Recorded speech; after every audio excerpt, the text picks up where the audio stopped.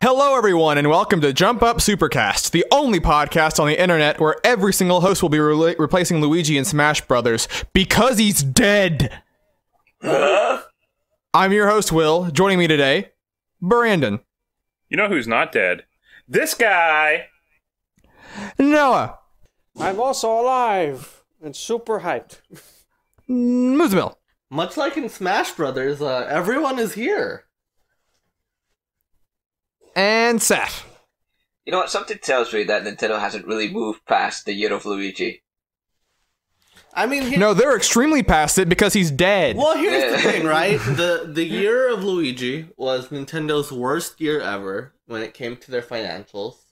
In their 148-year history. And so, you know, this is the natural repercussions. You know, it's finally time that Luigi got They're dropping what he deserved. the dead weight. Yeah, it's, you know, it's Literally dead weight.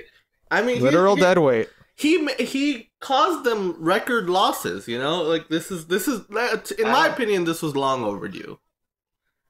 I agree. True. Mario's also dead, though, from the Ridley trailer. But that's fine. Both the Mario brothers are dead. Yeah. Good night, sweet princess. Fare thee well to thy rest. But we're all here to replace them. That's what we're here for. Hope you're excited for that. Oh, shit. Are we going to be more popular than Mickey Mouse?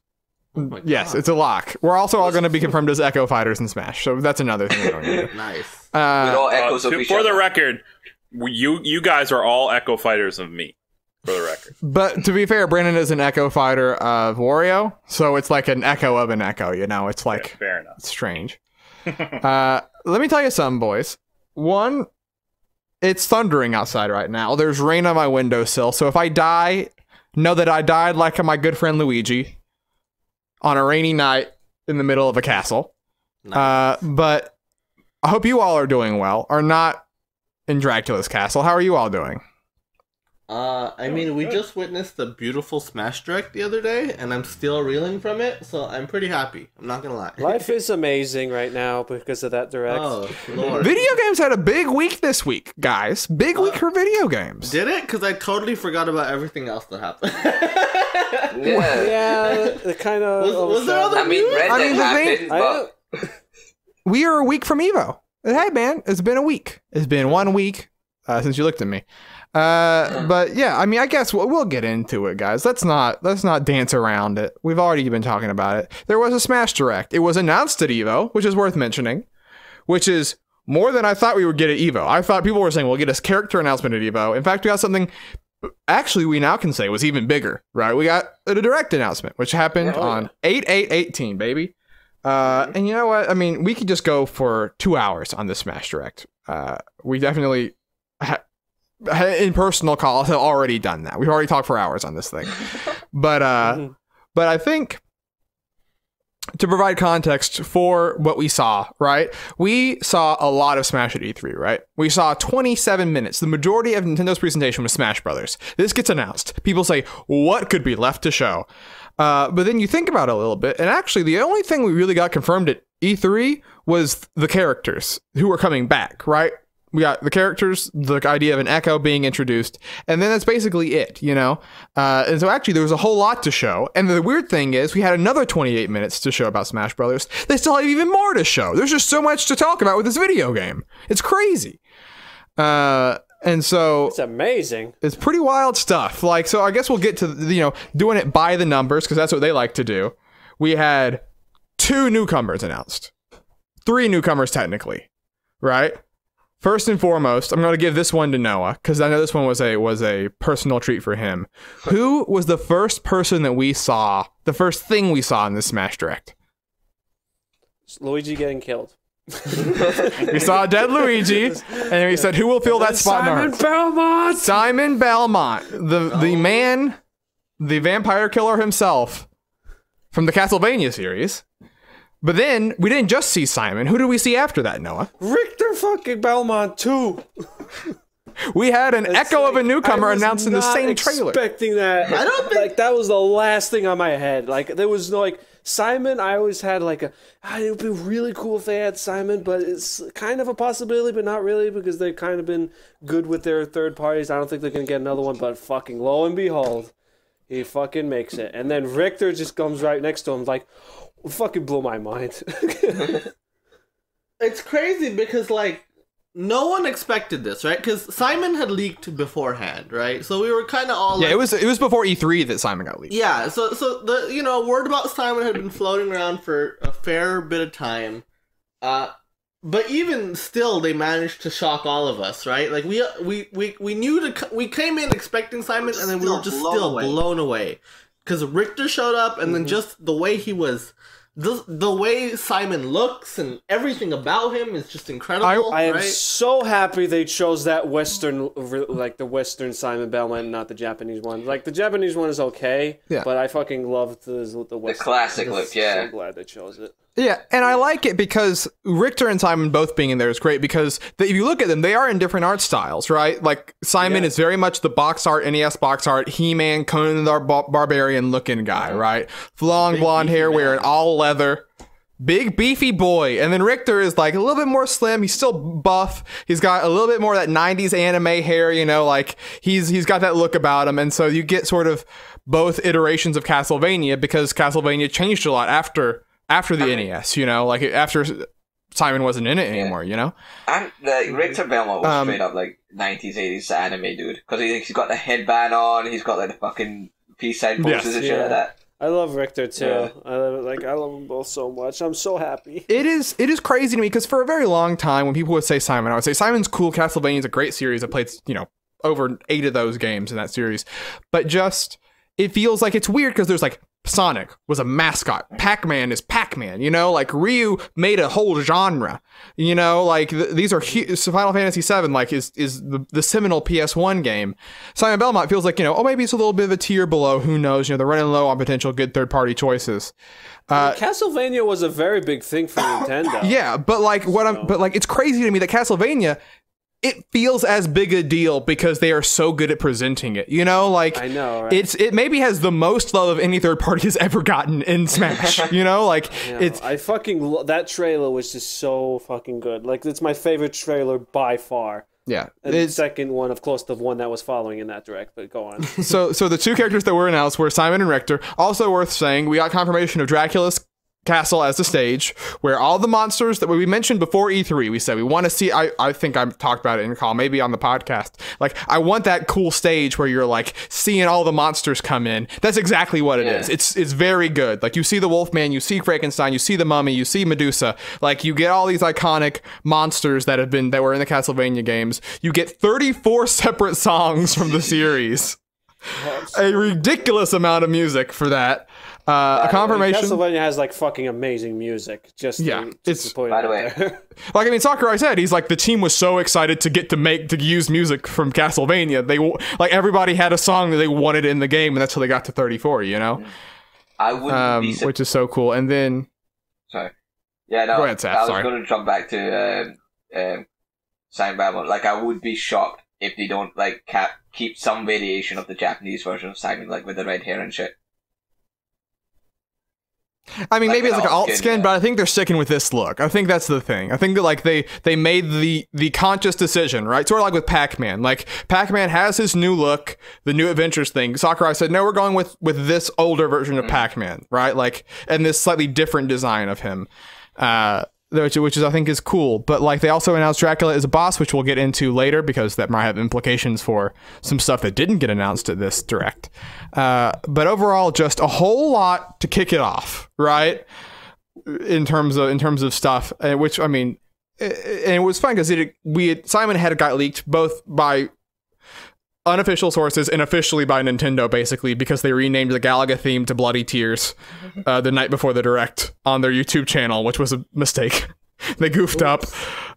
Which is fine, but it still surprised us, so it worked out. Then Sakurai, for the next about 20 minutes, he just flexed. He just popped his collar. He said, look at what we've been working on, baby. 103 stages? No problem. Here you go. No big deal. Oh, we've completely done all these things that have been requested for years, like stage hazards, like having a meter for final smashes, changing the rules in the way that stage selection works.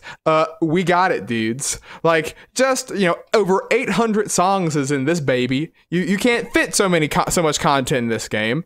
Is out there just casually dropping, here's 2 more Echo Fighters, here's Crom, here's Dark Samus, two characters that just like I was not thinking had a chance, right? Like I didn't know how many Echo characters to expect, so them just dumping 3 on us in this direct was crazy. Oh yeah. Mm-hmm. And so, you know, I mean, like, I guess the thing is, and then, of course, to finish off, we had Sakurai signed off. He showed us that there was one section of the main menu that he couldn't quite show yet. Showed off that Rathalos from Monster Hunter was going to be an assist trophy as well as a boss. And then you see the screen shake a little bit. Ba-bum, ba-bum. And then who do we see but our 2 ape friends, Diddy? I don't know, Donkey and Diddy. I can buy Diddy and Donkey. Diddy and Donkey Kong are there. The good dudes. But then there's a bad dude there. It looks like K.Rool. No, it's actually Dedede. You've been pranked. No, actually, it is K.Rool. He just murdered King Dedede. Another death has occurred in the Smash Brothers universe. R.I.P. Dedede. And then we see the Crocodile, the man that's not had a game this millennia, right? We've not seen him for a while. King K.Rool is now in Smash Brothers. I fucking love it. And he looks good. He looks very... Look, I'm someone, you know, who has had many mean things to say about this Crocodile. And I have to say, his implementation in Smash is just fantastic. He looks great. His trailer was freaking hilarious. I've watched it so many times just because it's a really funny trailer, you know? And no, I'm just... It feels like, you know, he deserves to be in, right? Especially, like, that music that they had going on with him, that remix of Gangplank it just... Galleon? Yeah, it's just... triumphant man. Is, like, the word. Yeah, it was like, man, like, bitches, I'm here, you know? Which is crazy, because it feels like he shouldn't be that guy, you know? Like we said, like, he hasn't had a game for how many years, but, like, Sakurai has this way with Smash Brothers to make these characters that feel important, you know? Like, it is a kingmaker, you know? Like, Marth and Roy are the quintessential example of that, you know? Like, these are characters we didn't even know existed in the West when Melee came out. And, like, suddenly, you know, that's what made Fire Emblem get launched in the West. Like, that was it. It was a stealth launch for that series through Melee. And I think that's... you know, part of what is the appeal of Smash Brothers, you know? So, like, but I want to... K.Rool, just with K.Rool specifically, though, it's like, it really is like... I mean, I feel like the whole theme of Smash Ultimate has just kind of been like, we're listening, you know? Like, yeah. we know what you want, and here, we're giving it to you, you know? Yeah. That just feels like the entire theme of this game. I was going to say, because I wanted to sort of ask this of all of you, like, because we've been involved in Smash speculation for a decade at this point, right? Like, and there's sort of this methodology that comes with trying to predict who comes in Smash, right? Who does and doesn't. And for so long, it was always, look when the game was coming out, what were the games that were coming out that same time, right? When the game first got put into development. This time... It's a shift, because now, like, the 4 newcomers we have are Inkling, who was the most clear, easy ad in the history of Smash Brothers. You know, like, Splatoon was the one big new franchise since the last Smash Brothers. It makes sense. Then you have Simon Belmont, who is an oft-requested third-party character, right? But then you have K.Rool and Ridley, who are the kings of the like vocal Smash fan vote, you know? Like, Ridley was not this, like, millions of people know the iconic character of Ridley, but the Smash fans have, for, you know, darn near 15 years now, just been begging for him, you know? Like, why is he not in here? We need a new Metroid rep. K.Rool, same thing, you know? And now they're there. They are the showpieces of this game, right? You end both directs with Ridley and K.Rool respectively. I think that we're seeing just a different type of approach to adding new characters to Smash Brothers in this game, which I think is exciting, right? Suddenly all the crazies are possible. Yeah. They have like over 70 characters, or they're planning for over 70 characters. We have 67 like unique 67 unique so ones far, and then 6 Echo characters as of now. Yeah. So, like, it's a lot. There's a lot of content in here, you know? And yeah. Even if they release the game right now, I'd be more than happy. Yeah, and I've said this before, right? Like, I was talking with people over the week after the Direct, and I was like, if the game just had what they showed in the Direct, I would be satisfied. You know, the fact that there's still more to come with this video game is insane. There's just already so much, and I'm already like just so happy with this game. So like it baffles me that we still have that we're still 4 months away, and that we still have more to show. You know, like that's crazy. This game just has so much to it. Oh yeah, and like I mean, I guess I want to say this right because I want to throw this to Brandon. Specifically, because I think that, like, you're a guy, right, that loves Smash, loves these characters, loves this type of game, obviously, right? We all do. But, like, yeah, we did not see anything outside of the Smash menu. That's the weird thing of this game. So, like, in terms of modes, I want to ask you this. What are the things that you could possibly want at this point, right? We said that we're happy with what we have, but like there's still the question marks out there that could still have to be answered. What are your hopes and dreams for what could possibly be to come? Yeah. Well, I mean, there's obviously the big one, right? That they use the little sensor down in the bottom left corner, whatever that green thing was. Lots of speculation on that, you know, and I think the big consensus is it's some sort of single player subspace emissary adventure type mode. Yes. Is like definitely something that I would love, absolutely love, and like it's something that I don't really need either, but could just be incredible. I mean, the game has kind of set itself up to like have boss fights effectively with Dracula and Rathalos. Yeah, because exactly, and in that stage isn't like everybody's like, what is that? Like that's not even a stage that. Yeah. Rathalos was on, everybody's like, well, I don't know what that is. And the arena you fight Dracula in is not the Dracula Castle stage. It's a different arena. So, yeah, I mean, there's probably going to be some sort of single-player mode, kind of like Subspace Emissary, hopefully better. Like, I love Subspace. Because I love the idea. I love the cutscenes, seeing the characters interact that never would outside of Smash, and like, in a non-fighting type of scenario, you know? It's super fun. It's just Subspace itself could use more polish in terms of level design and enemy design specifically.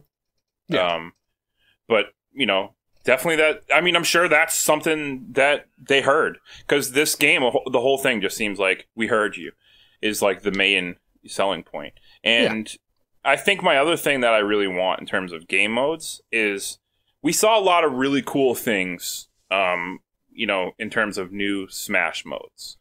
Like the team battles, the 3v3, 5v5, well, I don't remember what it was called, but the one where you always have to pick a new character, Smashdown. That I am very looking forward to that. And so those modes, I really hope are incorporated online. Yes. Because that is the other big question mark. Very big missed opportunity with some of the other things, like especially Smash Run. I think was it Smash Run was a 3DS one? Yeah, right? Smash Run. Yes. Yeah, because that mode was like City Trials or whatever from Kirby's Air Ride. And ever since that game, and my biggest complaint about Kirby's Air Ride was, well, this mode's kind of cool, but damn, it would be cool online. And we got it in 3DS, but still no online. So hopefully, you know, all these cool modes will be realized online, because like they're modes that I'd like to play with you guys, and that, you know, I get to play with Noah, but you know, it's something that I want to play with everybody. So I really with all the boys. Yeah, I hope they incorporate like all these cool modes. I mean, even like 8-player Smash, right? Like I want that to be, I want to play that online. You know, I don't want that to be restricted into just local play.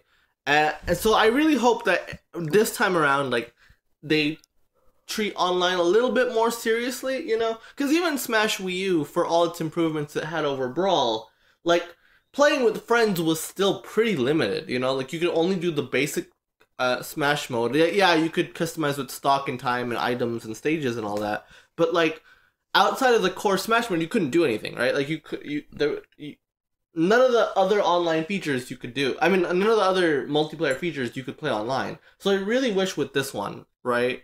Like, I want to see Special Smash, I want to see Squad Strike, I want to see 8-player Smash, like, all these things, like, I want to play online. Yeah.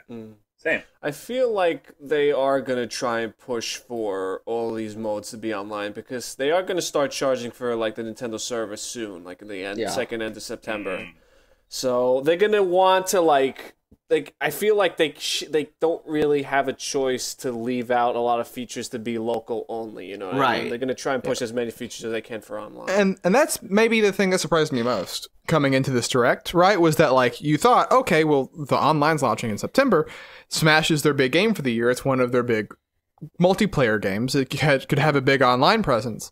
I thought this might be a stealth way to sort of sell you on online, you know, but it didn't. We didn't touch that at all. We didn't which get is surprising. Even a hint of online play yet, you know. Which, to be fair, like, you know, they are intentionally keeping stuff for later presentations, right? Like there's like you said, like outside of the Smash mode, we've only seen Classic and Training, right? So like there's still a lot to cover with this game, which is insane. So I hope when they're ready to talk about the online features with Smash, I hope they're like everything you see in that Smash one, like it's there, you know.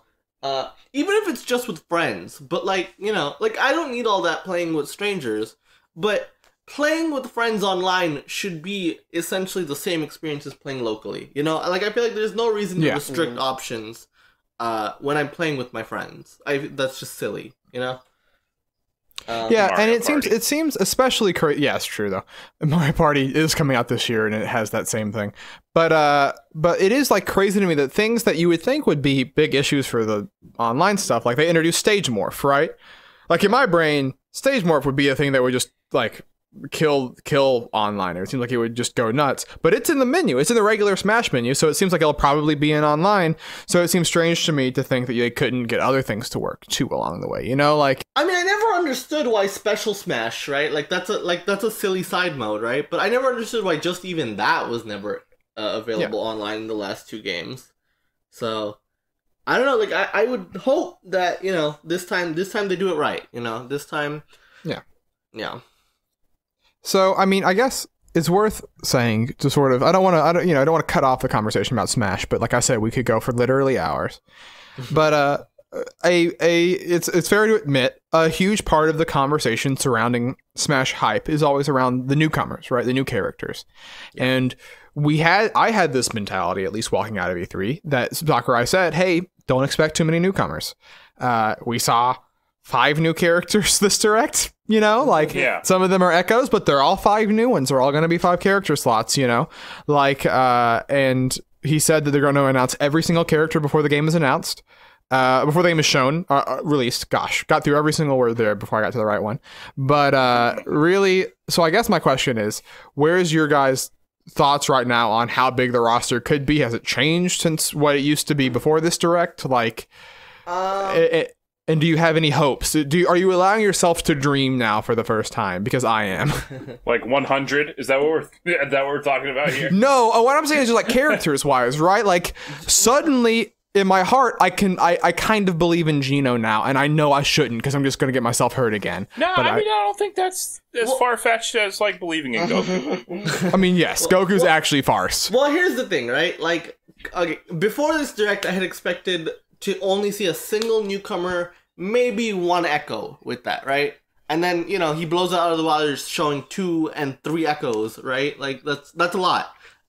So my biggest takeaway when it comes to the roster is, I don't know who the hell is coming next, because, like, the biggest fan requests, the biggest pieces of conversation for the last decade are now in, you know, with Ridley and K.Rool.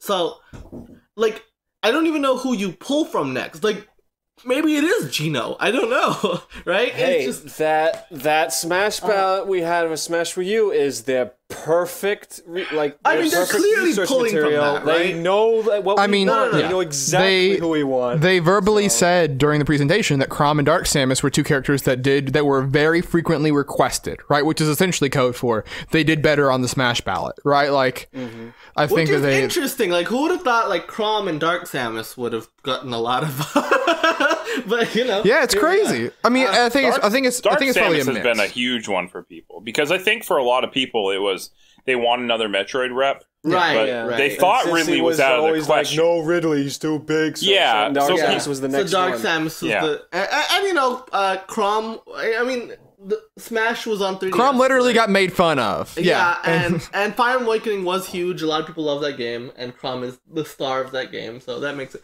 But yeah, so Chrom is one of the only characters to be featured in a Smash trailer and not become a character. You know, like he was the focus of that trailer until he just got Shrek super hard. Kind of, I guess, the way like Ridley was in the Melee intro, right? Except even more because like Chrom got literally made fun of for not being in, right? Yeah. But so I don't know where they pull from newcomers now, like because obviously they have the data, but like as far as the online conversation, I feel like the biggest characters are done with, you know. Meanwhile, with Echoes though, they blew past my expectations here because I only expected like 5 max. You know, we're already at 6 with more to come. You know, so clearly they're using Echoes as a way as, hey, here's these characters that normally wouldn't be in, but you know what? Like they're not taking any extra time. We're just gonna slap on a moveset from someone else. You know, and give you what you want. Right? Shadow. Shadow the Hedgehog is a lock. Lock him in. That's not even a joke. Like I'd like Ken Masters to be in there. You know, I would rather have Akuma over Ken personally, but I don't like Akuma. But anyway, like, so I guess feel they can still blow our minds. Oh, absolutely though. Like character VO. I'm sure, and it could be like either somebody from the Microsoft France, like Banjo-Kazooie's here. Master Chief is here. I mean, oh fuck. That's far. I mean, guys, I just want to make note that there were 2 Mii costumes in Smash 4 that got their character designs altered for the Mii costume. King K.Rool and Geno. Am I saying it's definitive proof? Yes, I am. It's 100% a lock. If you think otherwise, you're stupid. No, I don't Geno, mean that. But that's what I'll take him. You know what? I think every character that was represented as a Mii costume that was not already a fighter is gonna get it. No, Ashley already proved. Ashley got deconfirmed. Ashley got. Oh yeah, I didn't even realize. See, she's so insignificant. I didn't even realize. How dare you? It hurts my heart when you say these words. Though it's interesting that Monster Hunter got a Mii costume and Monster Hunter got representation, but not as a character, but as a monster. Boss. As a stage boss, which is pretty cool. First ever. Does that mean Tails? Tails is gonna get some sort of representation? Knuckles is now an assist trophy, so I don't know. Maybe Lloyd. I mean, I would be. So, how disappointed would we be if Lloyd? What about Heihachi? I mean, Bamco only has. Yeah, I mean, Bamco only the two third parties that do not have 2 fighters at this point is Square and Bamco. Yeah, Bamco could definitely come out with a new one. And Bamco could either have Lloyd or Heihachi. They make the game. They're developing this video game. So. I swear to God, if the next character is Heihachi and if his next Final Smash is just tossing someone into a lava pit, I will be so happy. Oh no, I didn't think about that, Sap. You're right. That would be amazing. Personally, this is the thing I really hope the next remaining characters pull from Nintendo. Personally, but you know, I'll take whatever. But listen, yeah, you got blown out with K.Rool, so it's fine. Well, you know, but the thing is, we're gonna get both, right? We're gonna get some Nintendo weirdo, right? Like I think we'll get all of them, which is fine. We'll see what's up. We got K.Rool 4 months to go, you know, so that's exciting. Is Chorus Kids a Nintendo weirdo? Yes, Chorus Kids is a weirdo. Chorus Kids is a weirdo. Karate Joe, I'm pulling for Karate Joe ever since I saw that fake trailer. And it was like the most wholesome shit I ever saw in my life. Did you see man, my favorite part is because this direct surprised us, Smash fans are getting nuts. We're getting wild again. Like there's now a theory about Waluigi because of the chairs behind Sakurai in the presentation. I mean, that meme is dead. Give up Waluigi, guys. Like, come on. Like, no, Waluigi's broken into the mainstream. You're doomed. My friends who don't play Smash, ask me about Waluigi in Smash. It's already lost. You've lost the battle. Please review this meme, PewDiePie. He's not going to be in Smash Ultimate, so that's all that. Oh no, he's not. But also, did you see the other one where Donkey Kong is watching a TV and in the same exact position that Karate Joe is during his intro to his thing? And this has now got people wound up into a frenzy. He's watching a TV with weird looking bunny ears, and he's in the same. Really weird. It's like it's really weird. It's really weird. So it's like I don't know. I don't know what to make of that, but that's just like people are working themselves into a shoot, brother. But that is a lot of Smash. That's a good 30 minutes of Smash talk, which I'm fine with. So hopefully you all are as well.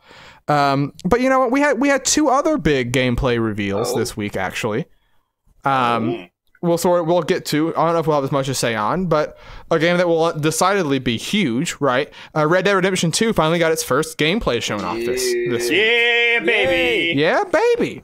And this has been a long time coming. We've known about this game for darn near a year and a half now, right? We never saw gameplay, never saw the HUD, right? We've seen what it looks like to be behind the back of the guy whose name I forget, not John Marston. But the strangest thing, I forgot his name too. The most interesting, Arthur Morgan, I think, is that right? That sounds about right. And the thing that surprised me most was at the very last second.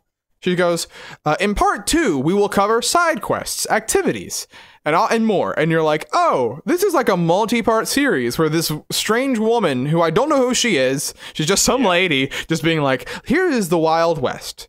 Let me explain to you. It's like almost like a history lesson. Like it's like explaining. It sounds like I'm watching like a vacation video. Yeah, which is an interesting way to present it. But like I had a very similar vibe to it. That's the weirdest vacation video to watch, man. Here, you run a gang of outlaws. Watch them beat each other. That's what it seems like, though. The way it's presented, it sounds like, like, come visit Las Vegas, and here you can do this, and they like to present all this stuff. That's what I felt like I was watching. Yeah. But I was super into it. It's like, meet new friends, such as the gang that will be running from the law across the United States of America. And that was sort of the thing they focused on. That was the most new, I would say, right? Because they had a lot of just reconfirming things that were in Red Dead Redemption 1, right? Like hunting for animals, these environments, these, which there was a bigger variety of. We saw swamps, we saw snow-capped peaks, we saw deserts, we saw... the environments are looking real nice. Looking real nice. But they really emphasized the gang that you're traveling with and having conversations with people, which is kind of, I feel, a double-sided thing, because it's like exciting, but also like Rockstar's writing's never been my favorite thing in the world. So like maybe this is the one where they decided to take it seriously and sort of step it up in a big way, which might be exciting. It might address a big issue that's come before. But I guess my biggest question is, do you feel more hype for Red Dead Redemption 2 now than you did a week ago? It's hard to say, because did this increase your desire? I mean, I was already gonna buy it.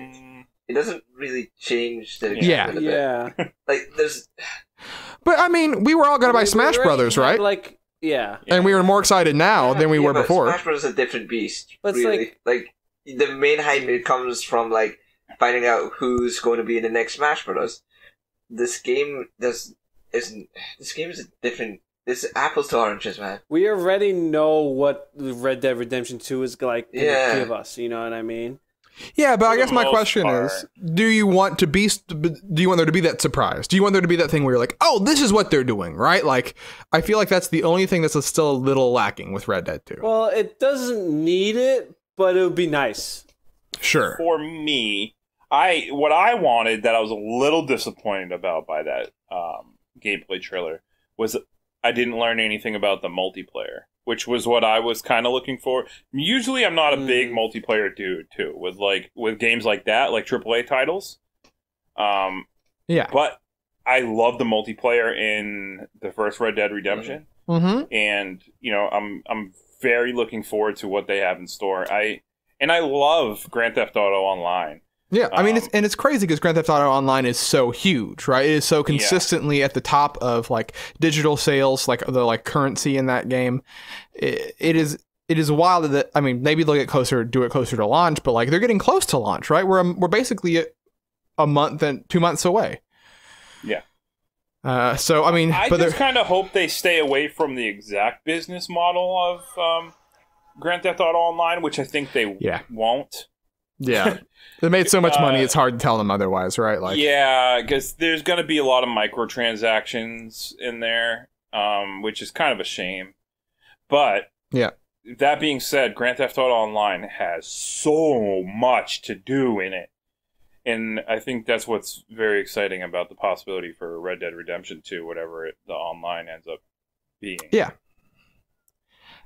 So, I mean, if you know, and we might have a conversation about this game again after part 2, where part 2 will have, I mean, it's funny because the thing is, like, the side quest and the optional activities are the stuff that I was like, please tell me that stuff. I want to hear that stuff. So, I mean, they've still got me hook, line, and sinker. That stuff's fun. As a person who's played a lot less of Rockstar's games than the rest of you, or even the rest of the world, really, let's be honest. I watched a little bit of this gameplay video, and, like, it looked pretty cool, you know? I mean, it looks gorgeous, I will say. Yeah. Like, seriously, like, wow. I think I'm more interested in the mini games and the side stuff. I think that's always been my favorite part of playing Rockstar games, you know? Not really the core stuff, but, you know, because they pack their games with a whole lot of stuff, right? Yeah. And so, yeah, I'm really interested to see a lot of that kind of stuff. I think that's what would push me one way or another if I want to get this game. Because, you know, right now I'm leaning no, because, you know, like I said, like, these games, they're not for me personally. You have My Hero 1's Justice, you know, the big hitters. Yeah, exactly. My Hero 1's Justice is coming out that same day, and that's what I'm getting instead. But, you know, if the side stuff looks really fun, which I heard in the first Red Dead Redemption is actually really cool. Yeah, some of that minigame stuff they have. It's the only Rockstar game that I ever got 100% in-game stat on. Yeah. Just because it was just so much fun. It was, to do. yeah. I loved it. So if that's a thing with this one, you know, I think there's a decent chance, more than I thought there would, that I picked this one up. So yeah. I am excited to see more. So yeah, and that's what they explicitly said as part 2. So I mean, that's the fun part, is that, like, we you know, we still have more to see, which is nice. You know. And, you know, there's wild rumors about what that stuff entails. So yeah, that's exciting, we'll see. You know? And like Brandon said, there's also the huge question mark of online. Just you cannot overstate how big GTA Online is, and how much of a priority the online will probably be with this game. So the fact they haven't talked about it at all is really interesting. Me and Brandon will play together on the Xbox One. The Xbox One X, most powerful gaming console. Yeah, so I mean that was Red Dead Redemption. Also, that just came out on the day of the recording. We saw I forget the official name, but we saw the first gameplay reveal for the new Doom. Not Doom 2, Doom whatever. Doom Eternal. There we go. We also got announced that it was coming to Switch, which is pretty wild. I guess the Doom on Switch did well enough. But I don't have a lot of takes on this one, besides it looks like more of Doom, and it looks very good. So if that interests you, this game looks wild. It's insane. Like, they're stepping it up. They're stepping it up, right? In terms of just, like, because they're dropping you know, it looks like we're going straight to the crazy parts that were in the first Doom, and we're escalating from there. So, you know, Doom 2016 is one of my favorite, like, shooters this generation. So if you're interested in seeing more of that, I currently own Doom on 2 platforms, but I have not played it yet. Oh, it just got added to Game Pass, actually. So if you have Xbox Game Pass, it did. Yeah. So, yeah. Oh my god, that's fucking awesome. Which, man, the value of Game Pass is just kind of crazy, isn't it? Dude, I'm fucking excited, because I was just thinking about, as soon as I saw Doom Eternal, I was like, damn, dude, I really gotta get around to playing fucking Doom. And then this just is very exciting to me now, because I have Game Pass. Now you can play it. Also, the first Rage, if you're interested in that too. But no, that too. Yeah, that also. Man, Game Pass, baby, worth it. But yeah, I'm just waiting for Doom to go on sale on the Nintendo Switch. Especially now that I know the second one is or not. You know what I mean? Eternal. Yeah, the next Doom is coming to the Switch, so I'm very excited about that. Yeah. Yes, I'm the kind of person who will willingly play a shittier version of a game if I can play it on the go. Like, and it's gyro. Okay with that. So, and the gyro. Don't forget the gyro. That's fair. But I think it's worth also including. You know, it's crazy that we mentioned Evo at the very start when talking about Smash. We didn't mention the biggest video game announcement in the history of the industry, guys. Negan from The Walking Dead is in Tekken 7. The people, Negan Mania is running wild. People are in the streets demanding Negan and more things. He just does one fucking thing in this entire fucking show that's Walking Dead, and now he's the big shit. So, like, Smash made me forget about this, because, you know, Smash just is a perfect crossover game. Also, Will is dead as fuck. The sales have tripled since Negan was announced.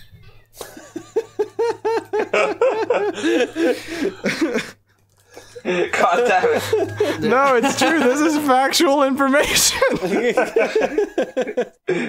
Let me tell you something, though. Negan is a big deal. He's a huge deal. He's not a huge deal. Why did they do this?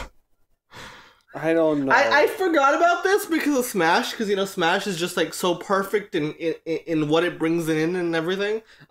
Why is Negan in Tekken? Well, this has to be one of the worst crossovers I've seen in my life. And I was like, what the fuck? Out of why are you being so negative, though? Who asked for, like, okay, there's so, like, they announced a second season of DLC, right? Something that people have been asking for. Mm-hmm. And people have been asking for a lot of crossover characters that they want to see, because, you know, Tekken 7 did open the doors to that. And you, like, a common one being K.Rool from Yakuza, right? Yes. Like, so many people want to see that. But no, here's Negan from The Walking Dead. Like, this, it's spitting on your fans, is what it is. Well, it's so stupid. I don't think it's spitting on your fans. That's probably an overreaction. No, because there's so many crossover characters they could have pulled from that would have made people excited. This does not make anyone except for Will excited. Because Will's stupid. Okay. Wait a minute. That's the only reason. It's the only reason they're getting mad, though. No. And hold on. And just to be clear, like, no one is going to go out and buy this game because Negan from The Walking Dead is in. Like, this isn't like I've heard no. I've heard this argument where people are like, oh, they just want to pull from an audience who isn't already playing Tekken. No one is gonna buy Tekken for fucking Negan. So just stop this, okay? You need to calm down, okay? Oh yeah, I'm sure. Okay. So hold on. Negan is... Tekken 7's about to outsell Smash Ultimate because of Negan. I can feel it. Yeah, that's... Listen here for a second. Like, okay, I don't watch the Walking Dead show anymore.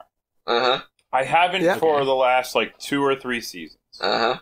But I was really big into the comic at one point. I loved reading the comic. So, you know, this was a couple of years ago. You know, way before he was in the show. And I knew Negan from the comics, and I loved his character. I don't know how he's represented in the show, and I know the character he's based on in Tekken is from the show version. But to me, I'm like, dude, this is fucking cool, because all I know is Negan from the comics, and I think it's awesome. I personally cannot wait for some random third string character from Game of Thrones to be in Tekken 7, because clearly that's where we're heading. Jon Snow is going to be going in fucking Soul Calibur 6. Calling it. No, it is worth saying, because this is a conversation that happens a lot on the internet. I can't believe we're actually having this conversation. But, like, Negan does have more name recognition than Geese Howard, right? Geese Howard got added last year. I'm not saying that you have to add some random guy like Geese Howard, who's really cool, by the way, but that's whatever. Maybe Negan's gonna be sick. What if Negan is sick? The fans want. Like, no, I don't care how sick he is. What if he's cool, though? If you're doing he's the only guest character in the second season. And that's disappointing. You have to admit, that is disappointing to fans. That they're not, that the only crossover in the second season of DLC Well, I mean, are you a Tekken fan? Are you a Tekken fan, Muzzy? You tell me. I like watching it at EVO. Okay, you're not a Tekken fan, so you can't speak for them, okay? Okay, but I don't seen think any of us in here on the internet. Well, I don't think any of us in here can be like, oh, we're huge Tekken fans. What was the last Tekken game you guys got? I own Tekken 7. I mean, I purchased Tekken 7. The last Tekken game I played serious was the one on Game Boy. Oh, shit. What an answer. What an answer for that one. No, you know what the last Tekken game I played seriously was? Tekken Tag Tournament 2 on Same here. The last one I played was Tekken 3 on PlayStation, but yeah. Tekken Tag Tournament 2 on Wii U is actually a fantastic port. If you want that game, buy the Wii U. I love the fucking Nintendo mode that they have going on. That's so fun. Yeah. I'm looking forward to the Negan mode where you have to fight off zombies. No. That's it's great. just my only thing is, if this came with another crossover character, literally anyone, this would be a lot. Snoop Dogg needs to be a guest character. Yeah, he did a rap song. Bring back Gon from Tekken 3. But yeah, I just think it's hilarious. I just laugh every time, as you could probably tell. For what reason was Negan added? We don't know, but he's there now. Money. Money's the only reason. No. They got paid for this shit. No, who paid? Who paid who? Well, who would? Who paid who? I don't know who benefits here. Neither Tekken or The Walking Dead benefits from this deal. It's just something that Harada wanted because Harada's a weird, strange man. Well, I mean, some random guy on Twitter back in July of last year when Harada asked, who do you want in Tekken 7, said Negan, and Harada responded and said, I don't know if we can make him work. He must have found a way. He must have found a way. This was like Harada's Ridley, where he was figuring out for years how to make this work. So they had Negan as a boss character, just flying around the stage with a baseball. He finally came up with the solution, and so if you figured it out, you have to add him in now. Like, come on, it's Lucille's time to shine. But there we go. So that is the news. Just a lot of wild stuff happening in video games this week. But you know what might be the wildest thing of all? The list. Last week we did not add a game to the list as we were down 2 good men. This week we will get the chance to add something to the list, and one of those 2 good men will be the one to add it. Noah. Hey. Me. I'm adding Okami to the list. Oh no! Ooh. Oh no! I like this. Oh no! A very timely pick, Noah, considering it search just came out engine optimization on the Nintendo Switch. Getting that SEO. Let's see. Okay, so Okami. What is it, Noah? It's a beautiful game. Like, absolutely stunning visuals. It's gorgeous Japanese art style. It's just, and when we say Japanese, we don't mean like anime. We mean like actual like old brushstroke style. No, not anime Japanese. I mean like really old painting, like ink painting Japanese drawing style. Like the type of like you see in like feudal Japan, like that kind of era. Yeah. And it was a game. It was the last game of a pretty beloved game studio. Clover Studios, also known for other games like Beautiful Joe, just all manner of stuff. This was their last sort of hurrah before they got shut down, turned into Platinum Games. So they're not gone. Obviously, they've continued to have success after.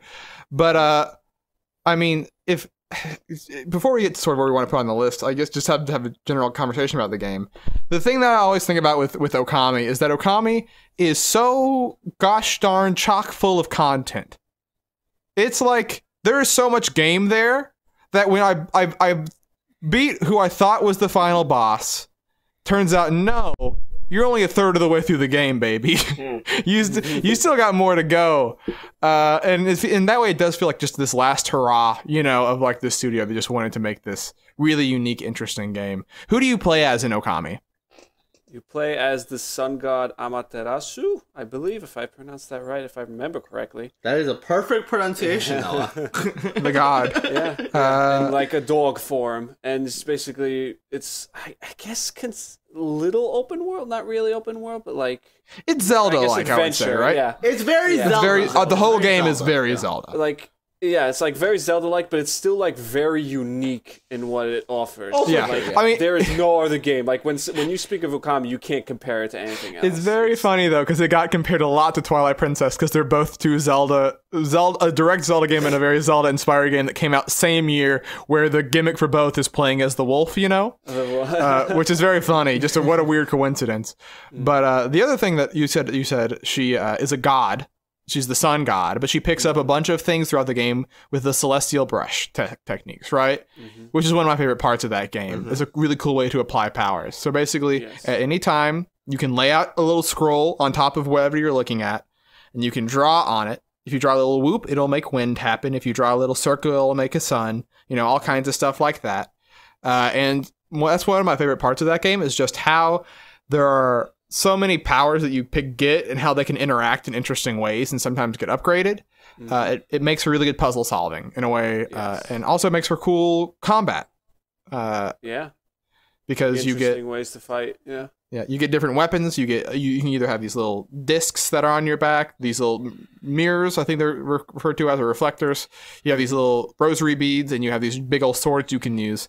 And all of them have different patterns, and with every single type of enemy, there's a thing you can do. Like there's a special way to kill each of them, so you can get a little bit of that character action that is in Clover's DNA. You get through that stuff.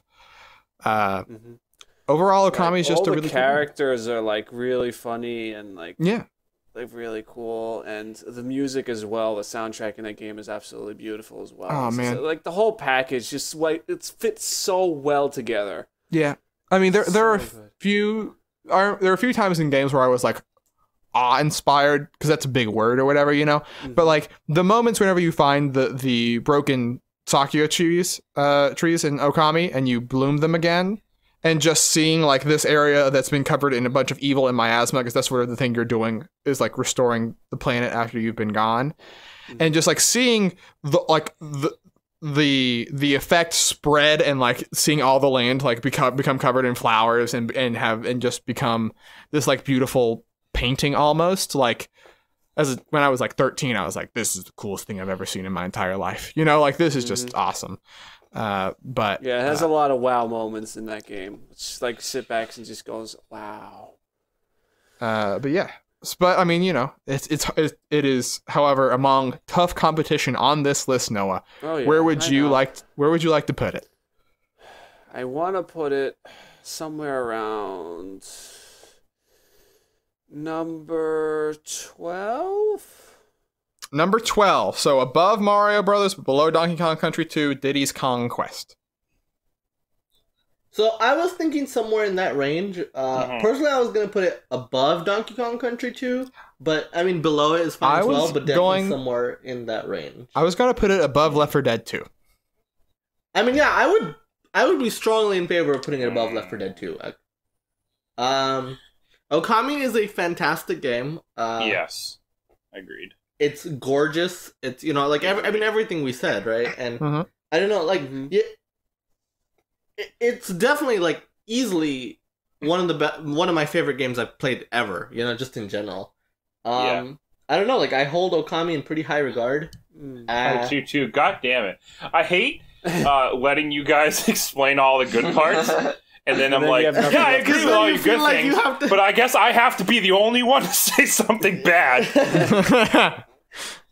I mean, no, like I will say, like Okami definitely drags towards the end. Yes, right? Thank you. You said it before me. Thank you, Muzzy. Yeah, the last 15% of the game during drags. Okami, I was like, is this game almost over? I loved it, but like it was kind of when you get to the snow part, especially, like that's where it really you're like, okay.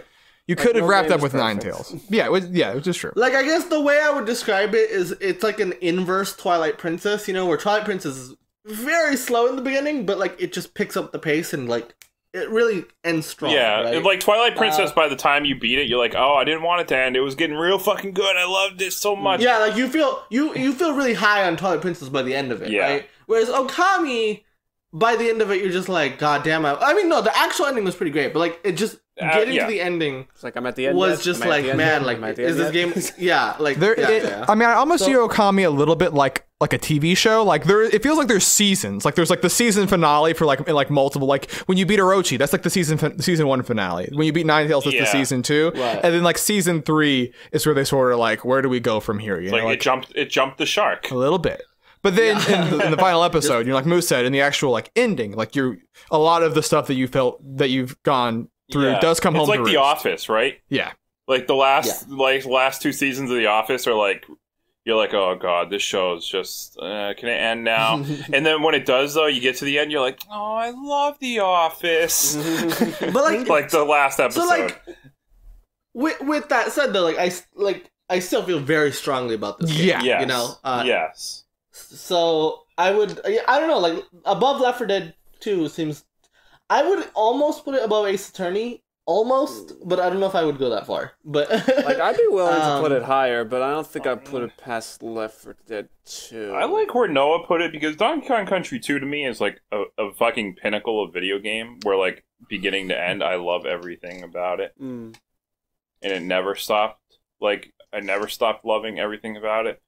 But like Okami, I'm like, not only did the pacing, like I was like, it just kind of dragged, but also like the combat was cool, but that also kind of like got stale after a while. Like fighting just the normal like enemies, like I did get a bit. I think it has a good variety to it. I think that there's stuff to it. Yeah, I don't know if I ever felt that especially way. with the floral finishers. That was when I started, like, it clicked for me, like, oh, like having these moments where, and learning because you can kill most enemies just by smashing at them at the right moments, but like learning how to actually use the brushes to like go through it faster was cool. And also, like, using the Wiimote for this game, like, Okami on the Wii was, like, it was meant to use the Wiimote with that fucking... That's true, but it also used IGN watermark. Yeah, that's a big mark. The Switch version that just came out might actually be the best one because, like, you had the motion aim, but you also had the touchscreen might be perfect for this game. Beautiful HD graphics, man. That game looks incredible. And I think that's worth saying. That, like, I think that you could recommend Okami in 2018 as much as you could recommend Okami in 2006. Like, I don't know if there's any part that's like, I mean, the parts that like were rough back then are still rough now, but I don't think there's any part that's like aged poorly, which is kind of crazy for a game like that. The combat kind of aged poorly.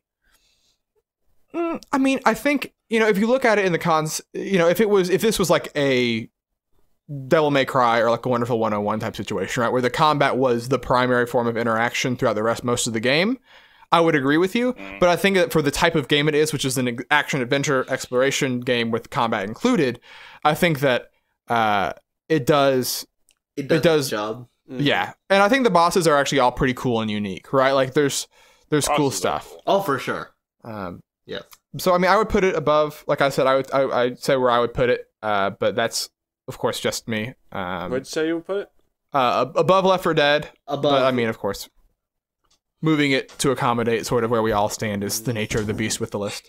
Saf, what about you? No, I haven't played this game, and I have no strong opinion about it. I'm just gonna go with the consensus here, unless you four have a fucking stalemate, and guess I would have to just join in and just make a decision.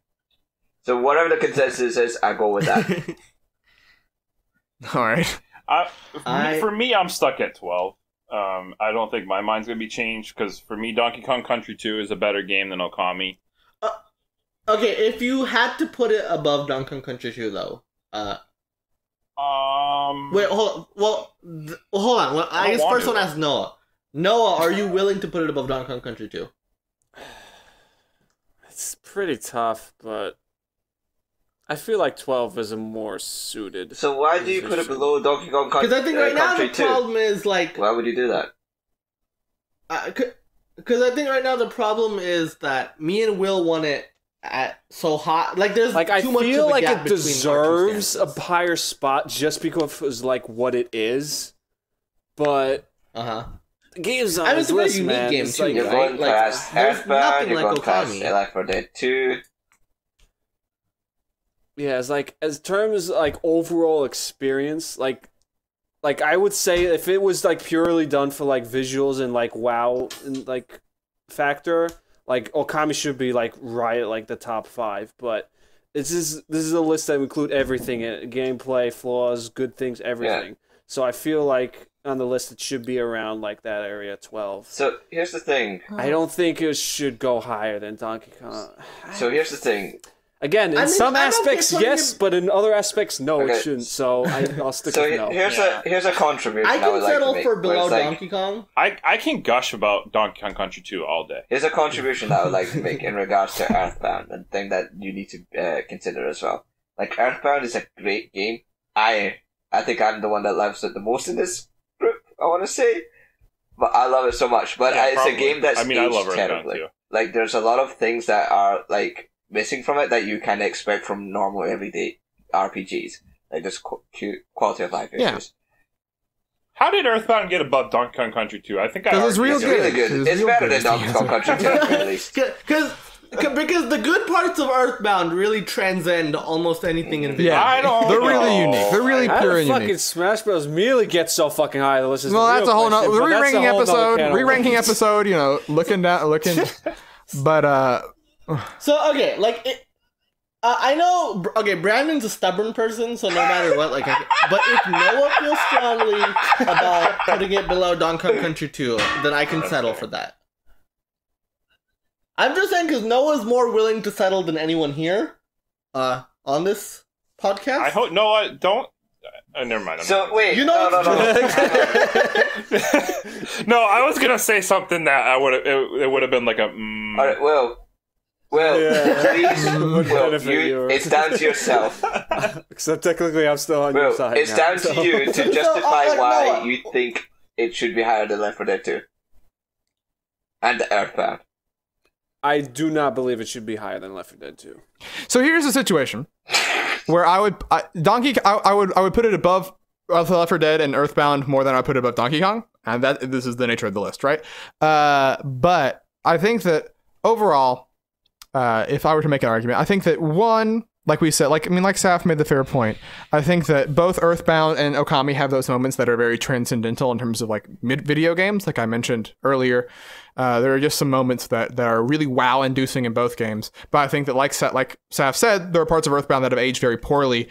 Okami, that's not the case. And I think that for Donkey Kong Country 2, there are some levels that are, in terms of platforming, really strange and like don't hold up in my mind, right? Like I think that there are some of the animal buddies and some of like the levels, like the one with the balloon. Sorry. Like the brand, like like stuff like that, stuff like the levels with the balloon and filling it up with the air, like stuff that really they were trying and it's unique, but in coming back to it is not particularly fun. And so I think that, you know, while Okami does have moments where it does drag, there's so many different, and you know, the combat may sometimes become a little stagnant. There's so many different things going on in Okami that there's never a part where the game is ever outright bad. There's never points where I felt like, oh man, this is just a rough part of it, where there are moments with Donkey Kong Country 2 where, like, I mean, I'm listening to David Wise and I'm crying the whole time, but these... I never felt that way, I guess, at all, about any single level in Donkey Kong Country 2, so... Oh, I mean, I definitely felt that way about Donkey Kong Country 2. I had a few bad, like, level experiences when I was a kid, but after going back to when I was growing up and I beat it, I was just like, it just probably just wasn't good enough, but... I mean, look, I get this reputation, deservedly so, of, you know, blindly hating a lot of stuff on Rare. Wait. But So, to be fair, I have played Donkey Kong Country 2 quite a bit, and genuinely, I do feel like there's a lot of portions of that game that have aged very poorly. You know. Hard disagree. Yeah, I mean, I think even some of the minecart levels really don't control in a way that I find fun. Hard disagree. Maybe it's just because I played Tropical Freeze where the level minecart feels like a dream. There's no changing there. And then in the interest of fairness, since I'm just going to go for the consensus, so it's like there's a chance for like it being either higher than Left 4 Dead 2 or lower than Donkey Kong Country 2. For the interest of fairness, Brandon and Noah, explain why it's not as good as Earthbound or Left 4 Dead 2. Well, actually, can we, instead of doing this, I'm genuinely, I just need to ask Noah a question. Mm-hmm. Okay? Noah, do you feel strongly about putting it below Donkey Kong Country 2? Strongly. Not particularly. Okay, that's what I wanted to hear. Because if you did, then I'd be willing to put it below DKC 2. But if you don't feel that strongly about it, then... Alright, so just... strongly. Alright, so just make your arguments as to why it's less popular than Earthbound and Left 4 Dead. Because I don't think very highly of Donkey Kong Country 2, and I don't think that would be fair for you. So I'll just make that argument. That's the thing, I think it's better than Earthbound, though. So that's I feel the problem. if we put it above Donkey Kong Country 2, I'm willing to put it above Earthbound as well, but not past Left 4 Dead 2. Yeah, but not above I'm willing to put it above Left 4 Dead 2 if we're putting it above Donkey Oh my Jesus. This is what happened with the list. The list is a broken system. We all have different sticking points. Boy. This keeps happening. Well, the thing is, it will keep happening because we all have different things that we prioritize. Like, the list is the sign of compromise because no one is happy with it. There's been a couple times where we came to a quick agreement. Yeah, both of them. Okay, Saf, are you putting... so are we putting it above DKC2 or not? I think that's Saf, you need to be a deciding vote. I'm just gonna put it below DKC2. I feel as though Brandon's made some strong arguments. I was hoping for a little more, see what peaks out or see what happens. Well, you wanted me to argue for Earthbound and not Donkey Kong. Yeah, that was the weirdest thing in the world. You can't make it produce Earthbound. Alright. To be honest. What are you doing? So, alright. Okay, we did it. We did it. Number 12 on the list, Okami. We figured it out. I guess it's the Okami HD. Yeah, HD, because get that baby in 4K. That's the definitive version of it. They put the little put the little symbol thing. Put the little symbol above it. Oh, yeah. No, because it was. That's what I'm trying. While Moose puts the little symbol above the O in Okami. I'll give you the games that surround it. No, we've discussed them pretty much. Number 9, Left 4 Dead 2. Number 10, Earthbound. Number 11, Donkey Kong Country 2, Diddy's Kong Quest. Number 12, Okami HD. And number 13, Super Mario Brothers 1 for the NES. Why the hell did you do the 3 above it and then just 1 below? You know, because I started and I realized I picked the wrong one to start with, but it's fine. The right below is Dragon Ball FighterZ, the deep shame we don't want to talk about. We need to get Dragon Ball FighterZ lower on this list. Sonic Fox is the greatest video game player of all time, so we're moving it up on the list. Can we settle on this? Can we settle on this episode right now? When is the re-ranking happening? Because we're long overdue. On 50. Once we hit 50. We're on 50. We've already agreed on 50. All right, so on 50. So I just want to... That will be a 4-hour podcast. Ones, right? We're going to be doing multiple titles moving around. We can discuss this after. It's going to be a 5-hour podcast. Everyone picks one. Let's move on. Let's end this. It's fucking 1 o'clock in the morning. Let's end the suffering. All right, we did it. But Will, can I have the final go for it. Go for it. You know where to find us. Everything is Jump Up Supercast on Twitch and Twitter. Okay. We're back streaming. Okay. We're back, by the way. Yeah, we need the plugs. Are we back? So go to twitch.tv on Thursday. Between twitch.tv/jumpupsupercast and twitter.com/jumpupsupercast, you can figure the rest out. Wow. I mean, at least you're assuming that our audience is very smart, which you guys are, by the way. You also look. But for the newcomers who may not know. No. I'm telling you, twitch.tv and Twitter, those are the main things that you'll find everything you need about us on the Twitter, alright? Jump Up Supercast. Anyway. And now for Muzamil's last ever final word. So, last week I behaved because, I was back after a hiatus. But that's not true to who I am. It's his last ever. It's his last ever. So I feel like, I feel like we need to clarify some things on today's episode, okay? Negan is easily the worst crossover to ever happen in a video game. Just ever. Just in the history of video games. Is the it's completely unfitting, makes no sense. Harada, you should feel bad. And second, this is the last part of it. Okami is the best Zelda game on the Nintendo GameCube. Shit! He's off the podcast. He's off the podcast. He's off the podcast. Wait, what the fuck? God, out of nowhere! He's guess he's not going to be streaming Okami. It's fucking Muzamil. He's going to be streaming Wind Waker. Okami wasn't on the Nintendo GameCube. Yeah, wait, he's totally right. What are you talking about? What are you doing?